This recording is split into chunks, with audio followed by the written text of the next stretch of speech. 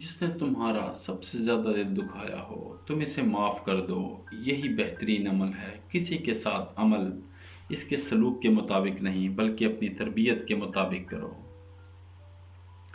دولت ایک ایسی ذلیل چیز ہے کہ پاس موجود ہو تو سب تعظیم کرنے کو دوڑیں، اور جب چلی جائے تو سب کاٹنے کو دوڑیں۔ انتظار ایک اذیت ہے، پھر چاہے وہ بستر پر لیٹ کر نیند کا ہو، یا پھر چوکھٹ پہ بیٹھ کر محبوب کا ہو، یا پھر زندگی سے ہار کر موت کا ہو۔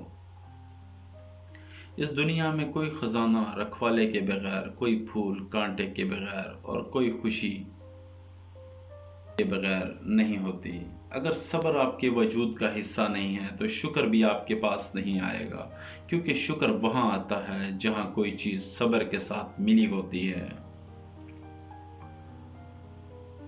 عورت کی زندگی میں رکاوٹوں کو دور کرنا محروم ہی کرتا ہے، نامحرم تو زندگی میں صرف رکاوٹیں پیدا کرتے ہیں۔ جس کو کہہ دو کہ وہ ضروری ہے وہی دامن چھڑانے لگتا ہے۔ کیا بات ہے، جس انسان کی ذات میں کوئی خوبی نہ ہو وہ اپنے لباس سے لے کر اپنے مکان تک ہر چیز کی تعریف چاہتا ہے۔ مرد عورت کا جسم دیکھتا ہے اور عورت مرد کی جیب دیکھتی ہے۔ عورت کی صرف بیجا خواہش کو دبا دیں، عورت ہمیشہ وفادار رہے گی۔